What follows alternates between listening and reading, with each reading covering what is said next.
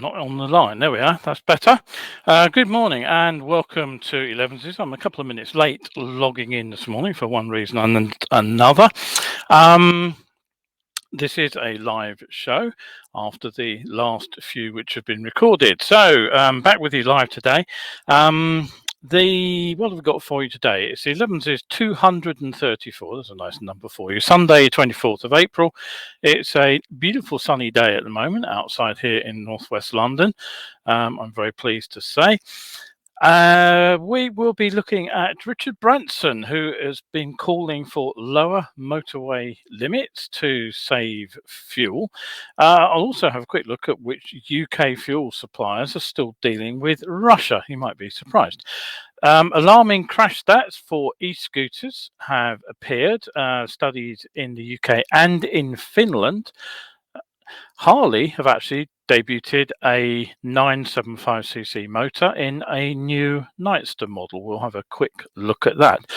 BikeSafe are doing their usual spring thing, and they are offering a raft of benefits to go with their courses.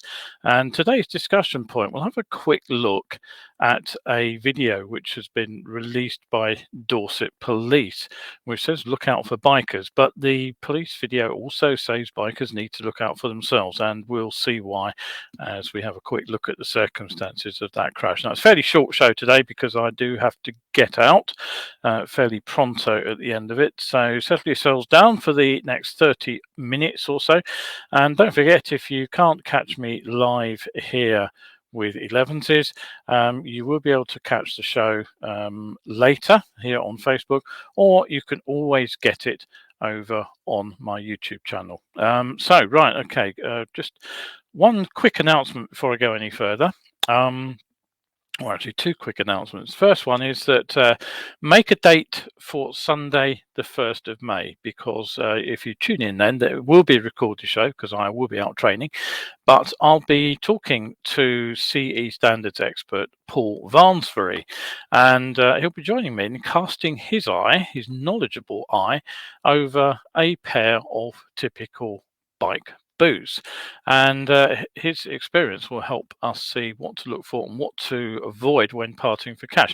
And you might be a little bit shocked at what's inside one of the boots when I dismantle one of them.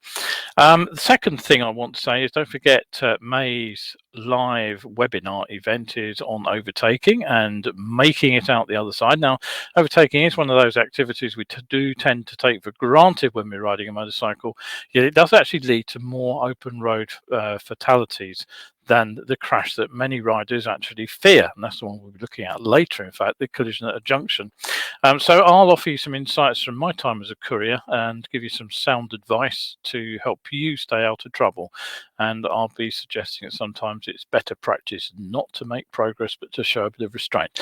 So those are two dates for the diary. That is Sunday 1st of May, when it's an Elevenses special looking at motorcycle boots with Paul Varnsverry, and then May's Wednesday the 4th of May, 8 p.m. It's the online webinar looking at overtaking. So pop those two in your diary, and I hope to see you for both of those.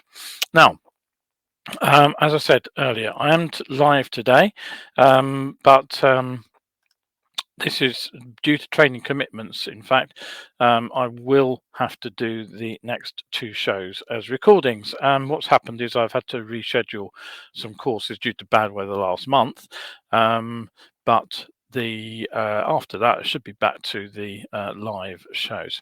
Anyway, the reason that the last batch of shows were actually recorded was because I was traveling to the northwest coast of Scotland, excuse me, which is a splendid place to go if you've never visited, and it was for an extended 70th birthday celebration. Now, unfortunately, due to the fact that we were taking some food supplies up there to spread the costs for everybody, we also had a couple of cases of sparkling wine on board and two fondue sets too. It did mean that the bike would have been rather overloaded, so we did take the car. I would have preferred to been riding up there. Obviously, it's a wonderful place to go riding, and I have been up there a couple of times on the bike. But it did lead to some interesting observations. Now, here's the first. Rather surprisingly, given the somewhat hilly nature of the drive through, sort of considerable upland areas, not only Scotland but also back through the Pennines, we took a bit of a scenic route back. The car, which is a Skoda Roomster, actually managed to average 49 miles per gallon for the entire journey, over some 1,300 miles. Now that's around 10.8 miles per litre, or 5.7 litres per 100 kilometres, if you prefer that figure.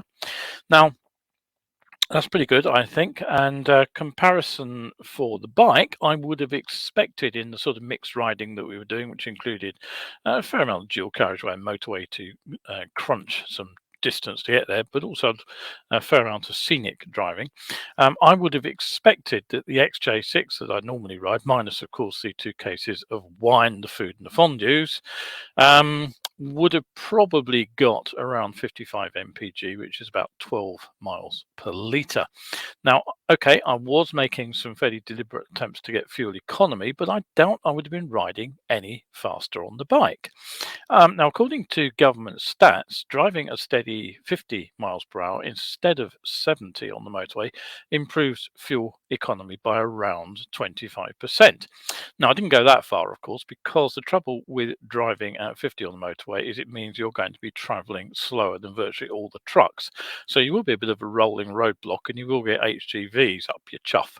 So I dropped the speed to around 60 miles per hour.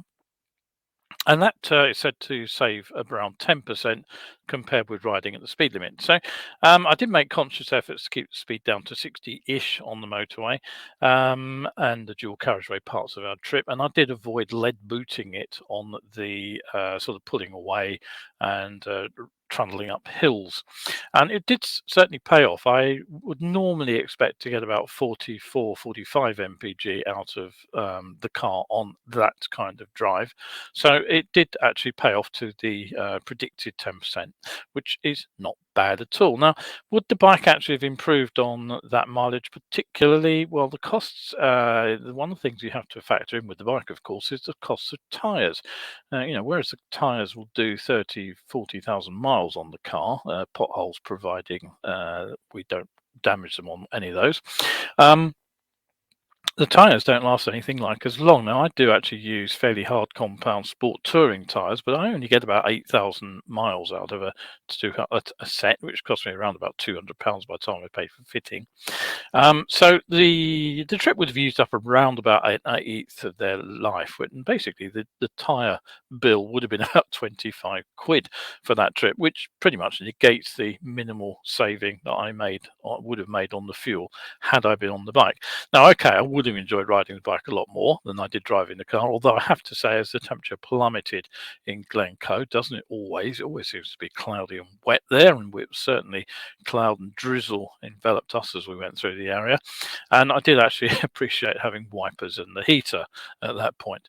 But the other benefit of the car, of course, is apart from carrying all the stuff we had with us, I could also share the driving, whereas I would have been responsible for all the riding. Anyway, I just thought that probably made an interesting comparison, that there wasn't actually that much benefit to taking a motorcycle when we hear so much about how much cheaper motorcycles are to run. Anyway, on to the second point I was going to make today. Now, somewhat to my surprise, despite these, sky-high fuel prices at the moment, it doesn't seem to have affected the way drivers are actually using the roads. Now, I was regularly being passed by vehicles doing 80 plus up the motorway. And perhaps that's why Sir Richard Branson has called for the speed limit to be cut on UK motorways. He says it will help the West's reliance on Russian energy be reduced, and thus defeat Vladimir Putin. The Virgin Group founder has proposed the government should actually cut the limit from 70 to 60, so much the same speed as I was doing, of course, in a bid to support Ukraine. And he also suggests that businesses and individuals, in fact, could make small changes, such as turning down heating or aircon by a small percentage to help reduce demand. So Richard said it's really important that we get rid of our dependence on Russian oil, gas, and coal. And we must do that immediately. We cannot continue to send billions of dollars to Russia to fund their war. If we can reduce the West's dependence on fuel by, say, just 10%, that will free up something like 3 billion barrels of fuel. And that will be plenty to make sure that countries like Germany do not have to import any more. Germany, you're probably aware, depends very heavily on Russian oil and gas supplies. So, he says that if everybody did their bit by dropping their speed by 10 miles per hour, it would sort out those countries importing fuel from Russia.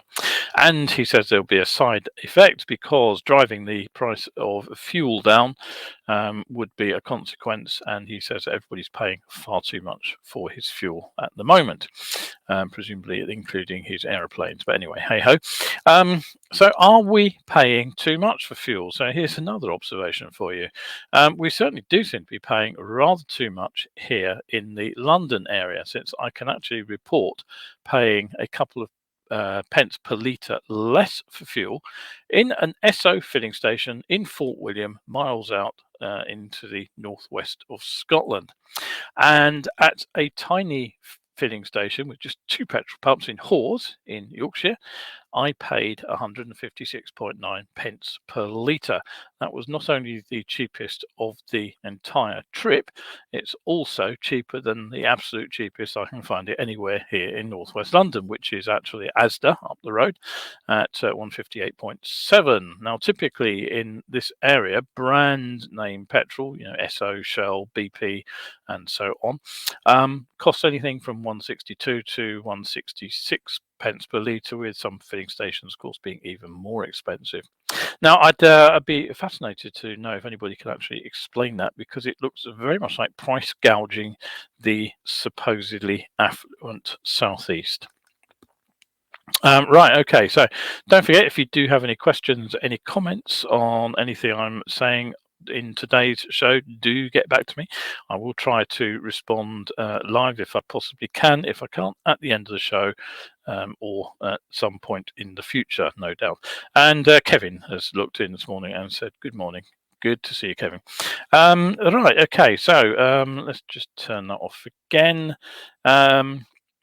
So where are we actually getting fuel from? Well, if you've looked at the stats, you'll know that the UK doesn't actually import very much fuel from Russia, although some of our diesel is sourced from there. But back in March, we heard how the UK government had actually placed a ban on imports of gas and oil from Russia as a result of the Ukraine conflict. And the Department for Business, Energy and Industrial Strategy, they get more and more complicated, these department names, said that it's 13% of diesel that comes from Russia and no petrol. Now, Downing Street said in a statement that Russian imports account for 8% of the total UK oil demand, but the UK is also a significant producer of both crude oil and petroleum products. In addition to importing from a diverse range of reliable suppliers beyond Russia, which includes the Netherlands, Saudi Arabia, and the USA. However, there's less of an outright ban on imports and more of a phasing out, with many petrol and diesel suppliers still partly reliant on supplies from Russia. So I was interested to see which of the UK's petrol suppliers are still dealing in Russian oil. And just a couple of days ago, I found the following information in a Reuters article on the topic. BP, the British oil major, is abandoning its stake in Rosneft, which is the Russian oil company, and they say they will not enter new deals with Russian entities for loading at Russian ports unless essential for ensuring security of supplies. So that's, again, not quite what we were possibly led to believe. Shell, which is the world's largest petroleum trader, says they will stop buying Russian crude and phase out its involvement in all Russian hydrocarbons. So once again, the implication is that they are still taking oil and gas from Russia. Total Energies, who are the French Oil Company. They say they will not sign new contracts and promise to stop buying Russian crude oil and petroleum products by the end of this year, which is, of course, still 6 months or more away. ExxonMobil, now that's the American multinational, and they own the Esso brand. They declined to comment on whether its Dutch refinery in Rotterdam is still using Russian crude oil, but they are said to be considering a complete withdrawal from Russia by June 24th. If we look to Europe, Repsol, the Spanish company, has actually stopped buying Russian crude oil on the spot market. So we are weaning ourselves off Russian oil, but it's not quite the impact you might possibly have expected from some of the statements. Right, okay, don't forget, if you do enjoy the show, you can pop over to my coffee page and support me over there. Buy me a cuppa. I'll be very grateful to you, as it keeps me coming back with more of these shows. And of course, you get any amount of free content over there, and you open up vast amounts if you just buy me a cuppa. Right, okay. Now, over the last couple of years, I've reported quite a lot on the latest version of powered two-wheeler transport, and that's the e-scooter. Now, these things first started to appear before lockdown, but since lockdown and the advance of the trials that have been put in place in various city centres, they have ballooned in use. And it's a very rare day that I don't go out somewhere and see an e-scooter in use. I even saw them up in Fort William in Scotland. Now, proponents of e-scooters say they're safe, they're economical, they're a convenient travel solution to the last mile problem when people have to get off a train or something like that and make it to work. Critics brand them as unstable, poorly designed, and that using them puts riders into conflict with much bigger vehicles on crowded roads, or with pedestrians if they're used on pavements. Now, until now, there's been relatively little hard data to support either side of those arguments, but in the last few days, 2 studies into e-scooter usage have reported back. Now, the first I'll mention actually comes from Finland, and this study found that riders are more likely to be injured riding an e-scooter than when traveling by motorcycle or when walking, cycling, or driving. What the study did was it identified patients with e-scooter related injuries who were admitted to hospital, the accident and emergency department in Tampere, which is the second largest urban area after Helsinki. It's got a population of around 226,000 people. So for a UK comparison, that puts it sort of between Northampton and Milton Keynes in terms of size. And they studied the admission data from April 2019 to April 2021, so 2 years of use. Now, the data from the rental companies that operate in that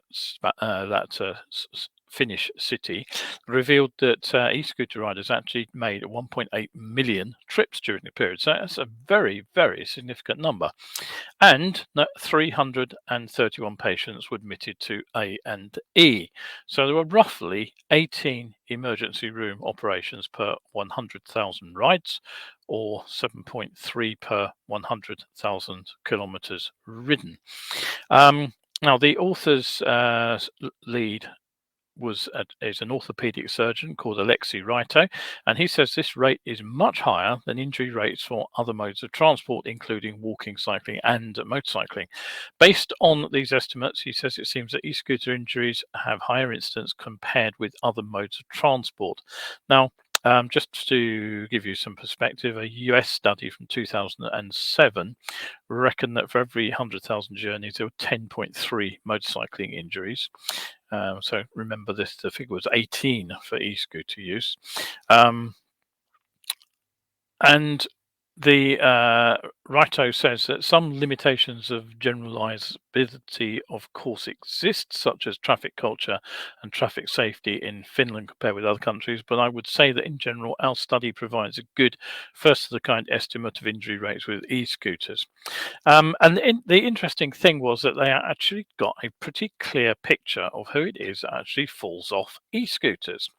Now, over 60% of the patients were men, so that means just under 40% would have been women, which actually isn't that biased towards men that perhaps I would have expected.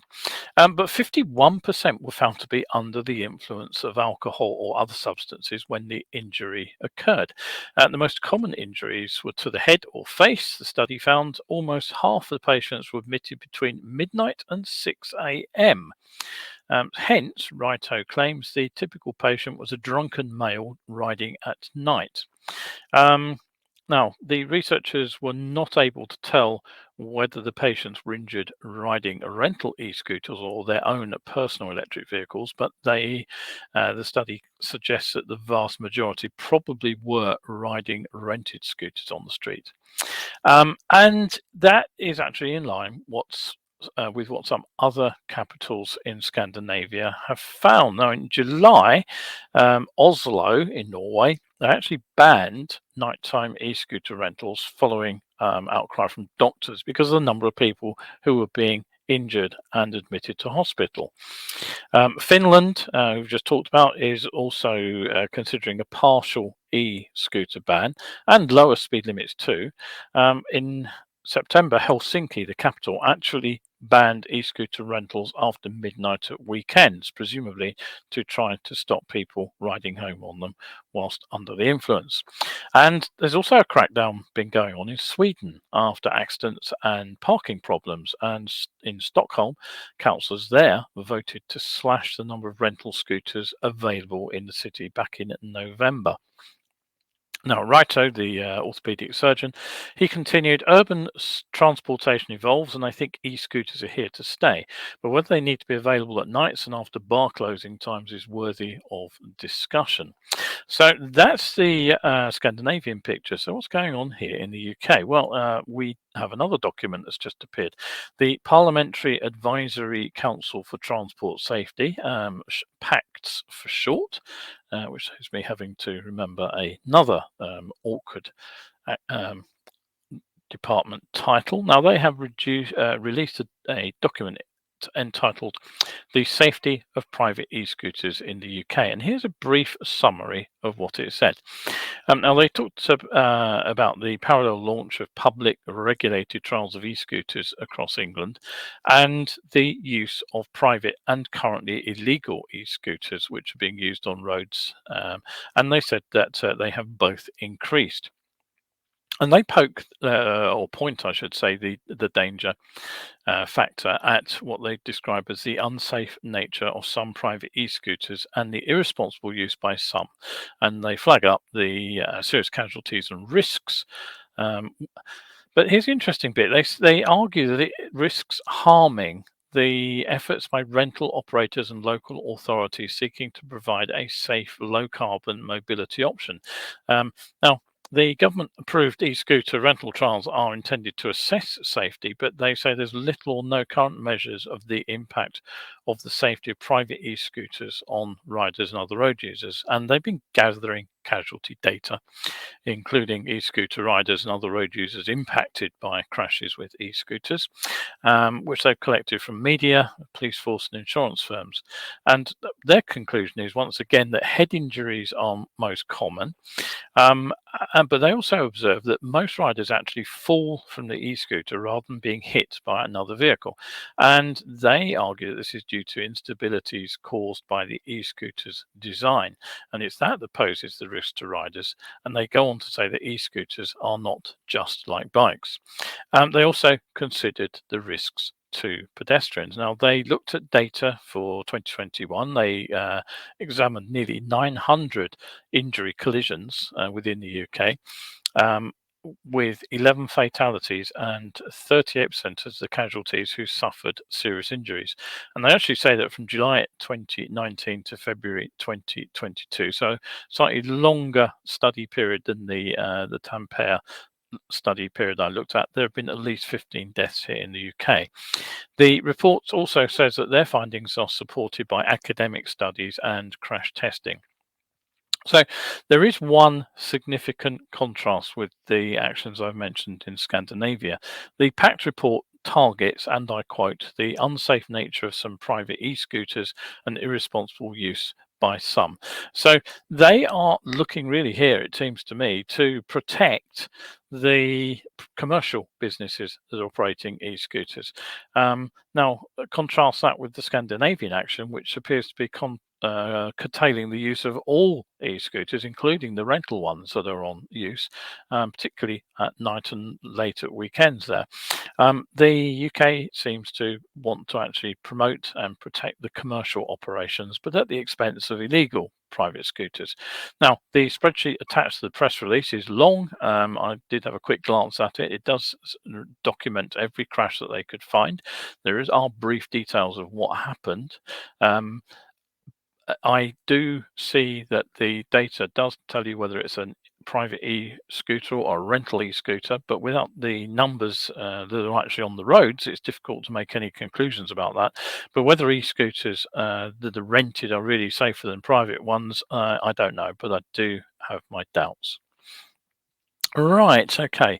So don't forget, if you want something to read, you can head over to my Lulu page and you can find some books as it's the sort of start of the riding season. The one I would recommend that you look at over there is Survival Skills, which is a kind of DIY guide to better biking, and Tarmac Tactics, which is another book which looks at riding in a totally different light, but it tells you where to look for hazards and how to deal with them. So two very different books, one based on building the skill, the other one based on building knowledge. Now, got a couple of comments. Terry's looked in and he says, yeah, e-scooters is always a topic. He says their introduction in New Zealand was about as poorly managed as it could get. Yes, I'm not entirely convinced that we've done it any better here, quite frankly, Terry. And Kevin says on the topic, we have an epic failure of adequate enforcement and or promoting public awareness. Yes, I don't think a lot of riders who do use them are aware that you need a license. And if you are caught using them, you do clock up penalty points. Absolutely correct. But the problem really is, of course, they shouldn't be on sale, should they? If they're not legal, they shouldn't be on sale to the public. Simple as that. So trading standards, it's a job for them, I would say. Right, okay. Motorcycles with two wheels. Let's have a quick look if I can get the right picture up on the screen. Here we go. Have a look at this one. There we go. Beautiful shot of a motorcycle in full flight. It is a Harley Davidson, and it's their latest member of the Sportster family. Now, it's called the Nightster. It's a lowered and down spec bike with a somewhat more wallet friendly price tag. Still expensive, mind, but it's a bit cheaper than some.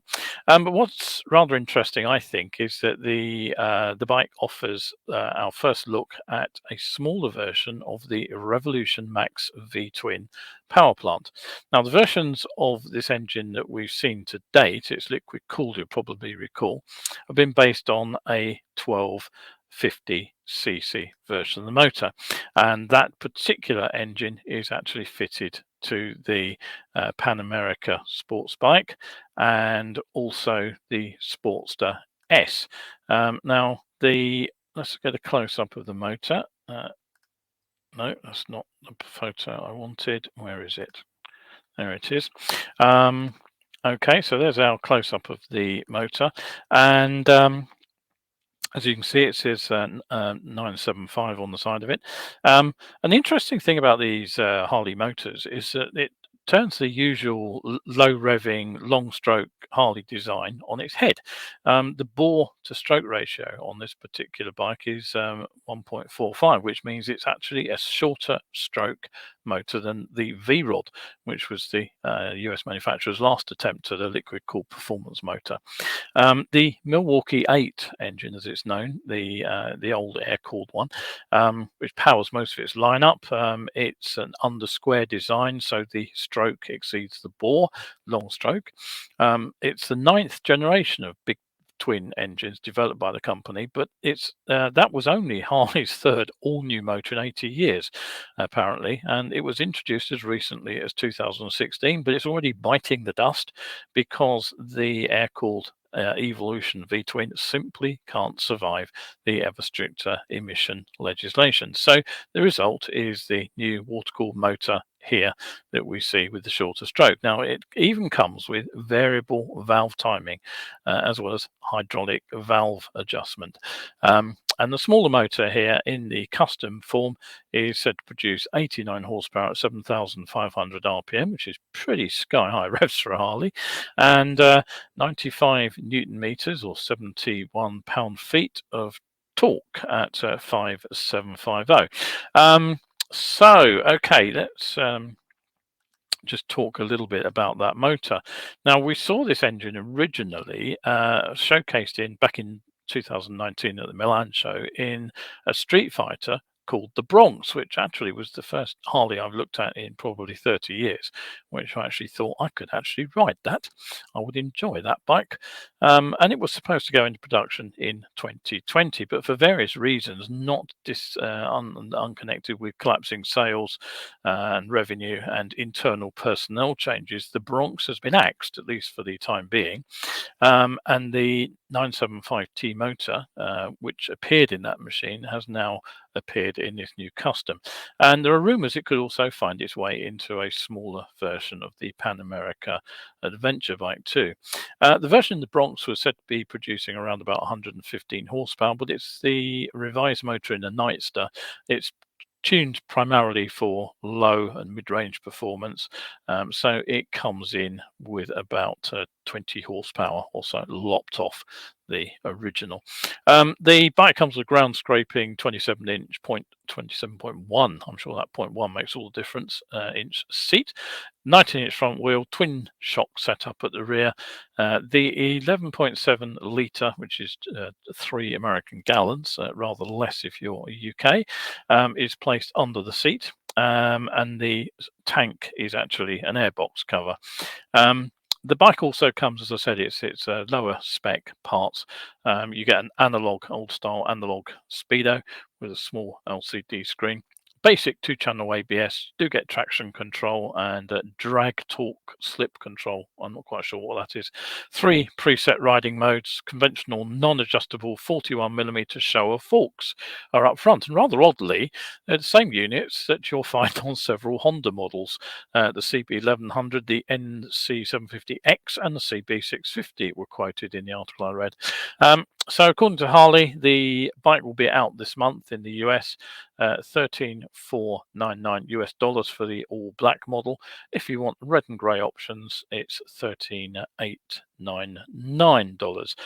Prices are undisclosed for other markets, but if we do the usual dollar to pound conversion here in the UK, I wouldn't be too surprised to find those prices pretty much matched with a pound sign in front of them. Right, just a couple of comments. Harley, Terry says, a new Harley Davidson.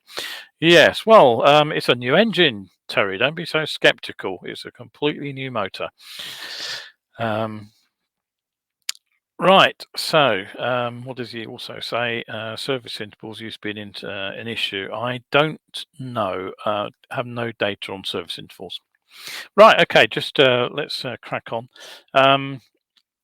I'll move on to the discussion point, actually, because I'm running a little bit short of time. Now, the out of sight, out of mind is a well-known expression, and there's a good reason for using that expression, because it's difficult to imagine what we can't see. If we can see something, it's easy to deal with. If we have to imagine what's out of sight, we actually turn out to be not very good at it. But it's a crucial skill for motorcyclists. We need to be able to see 3 seconds into the future. So Unfortunately, sometimes we don't get it right. Now, the photo that I'm just about to show you, there it is. Let me just zoom in on that a little bit and you'll see what's going on here. This came from a Dorset police video. It was a collision which is just about to happen there, which occurred on the A350 in Shaftesbury, actually a road I do know. And it left a 23-year-old female rider from Wiltshire who was riding the black Kawasaki captured in that shot with some pretty serious injuries. She suffered no less than 7 broken ribs, a broken scapula, a ruptured liver, and a collapsed lung. Now, the incident is described as shocking, of course, in the local press, and the press duly apportions the blame. The woman driving the car was fined. She got 5 points for driving without due care and attention. But you'll have to watch the video itself. I'll put the link up for you later, because it's important that we understand how the circumstances unfolded. And what you can't see from this still picture is that several seconds previously, another motorcycle had come through that junction from the same direction as you see the motorcycle in the still picture there. There was then a significant gap between the two bikes, and what happened was that a van, which was travelling in the same direction as the camera vehicle, turned right into that side turning. Now, with the van commencing that turn, the Land Rover driver began to pull out of the junction. So it's only when the van clears the junction do we actually see the second bike come into view. And that was obviously the one ridden by the rider who collided with the car here. Now, the force that released the video urged drivers to think bike, but they also emphasized importantly the need for riders to avoid assuming that they've been seen and to avoid assuming that there is a right of way at junctions like this. Rather predictably, the report then goes on to call for bright clothing and lights, of course. Exactly how a driver is going to spot those through a van is open to debate. Maybe Superman X-ray vision is the answer, but it all comes back to the vision blocker concept I have talked about so many times before. The vision blocker is something blocking our view. Very simple. The crucial point is that we can see a vision blocker. We just have to look down the road and see what's in our line of sight.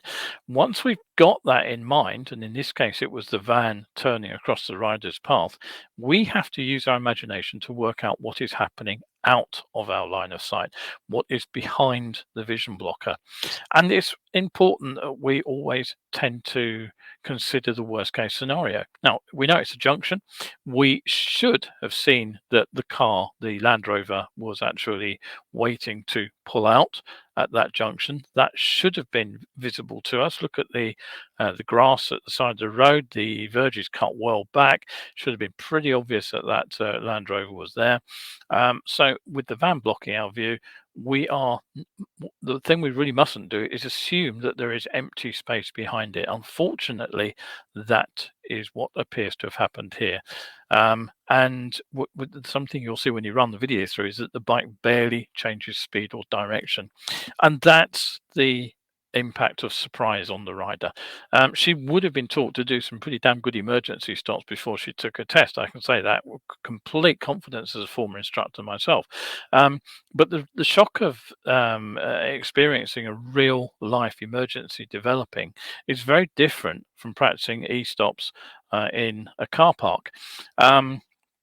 And when we are caught completely cold by something like this happening unexpectedly, our responses are paralyzed. That's what happens time and again in crashes like this. Even though we have the skills necessary, something that we're often told we need, the skills are useless if we're not anticipating having to use them. We have to look at situations like this and use our imagination and assume that things could go wrong at any second.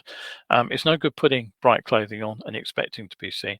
We have to project our brains 3 seconds into the future and ask a very simple question. What if that car I saw just before it disappeared behind the van has actually pulled out behind the van?